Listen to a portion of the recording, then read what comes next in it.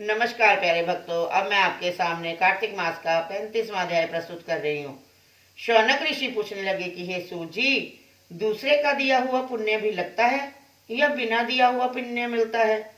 तब सूत जी कहने लगे कि बिना दिए हुए भी पाप पुण्य दोनों ही मिलते हैं। सतयुग में एक के पाप और पुण्य के कर्म का सारे देश को पाप और पुण्य मिलता था। त्रेता में ग्राम को तथा द्वापर में कुल को मिलता था, परंतु कलयुग में केवल करने वाले को ही पाप और पुण्य मिलता है। एक पात्र में भोजन करने वाले को पाप व पुण्य का आधा फल मिलता है। दूसरे की निंदा करने वाले, सुनने वाले अथवा चिंतन करने वाले को भी पाप पुण्य मिलता है।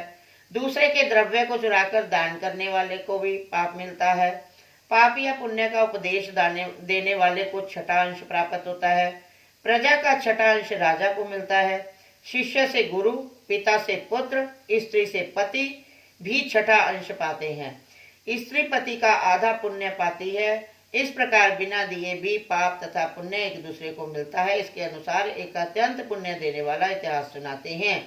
पूर्व काल में उज्जैनी नामक नगरी में ब्रह्म कर्म से भ्रष्ट पापी, दुष्ट बुद्धि, रस कमल तथा खाल बेचने वाला, झूठ बोलने वाला, जुआरी, मदिरा पीने वाला, वैश्यगामी धनेश्वर नाम वाला एक ब्राह्मण रहता था। वह क्रय विक्रय के हेतु अनेक नगरों में घूमता फिरता। एक समय वह महिष्मती नगरी में गया और माल बेचने के लिए वह वहां पर एक मास तक ठहरा। एक दिन उसने नर्मदा नदी के तट पर जप करने वाले ब्राह्मणों को देखा। पूर्णिमा को गौ ब्राह्मण का पूजन तथा दीपदान भी देखा। सायंकाल में श्री शिव जी का दीपदान महोत्सव देखा। कार्तिक पूर्णिमा को दान, हवन तथा जप करने वाले अक्षय फल को प्राप्त होता है। महादेव जी तथा विष्णु में अंतर मानने वाले का समस्त पुण्य निष्फल चला जाता है। धनेश्वर यह सब उत्सव देखता रहा। उसी रात को उसे एक सर्प ने काट लिया। तब कुछ मनुष्य ने उसके मुख में तुलसी दल तथा नर्मदा का जल डाला। इसके पश्चात वह मृत्यु को प्राप्त हो गया। यमराज के दूत उसे मारते पीटते हुए यमपुरी ले गए। वहां चित्रगुप्त ने उसको क्रोध की दृष्टि से देखते हुए यमराज से कहा, यह घोर पापी है। इसने आजीवन में एक भी पुण्य कार्य नहीं किया।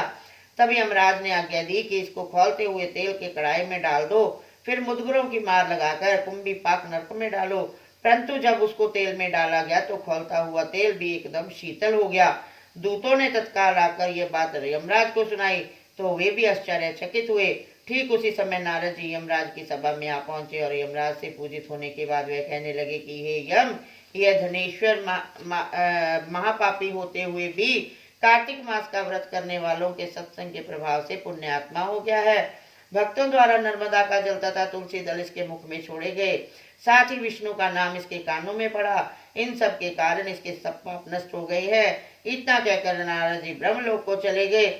उधर धनेश्वर कुबेर का अनुगामी धन यज्ञ हुआ, जिसके नाम से अयोध्या में भगवान गदाधर नाम का तीर्थ विख्यात हुआ। कामना युक्त पाप गीला तथा कामना रहित पाप सूखा कहा जाता है। कार्तिक मास के व्रत के प्रभाव से मनुष्य द्वारा किए गए सूखे तथा गीले दोनों प्रकार के पाप नष्ट हो जाते हैं। इति श्री कार्तिक 35वां अध्याय समाप्त।